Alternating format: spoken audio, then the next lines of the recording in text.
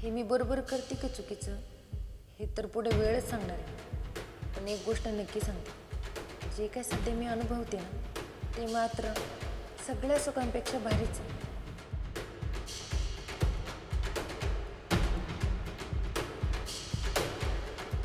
आणि इथून पुढे मी याच सुखासाठी जगणार आहे आणि याच सुखासाठी मरणार आहे.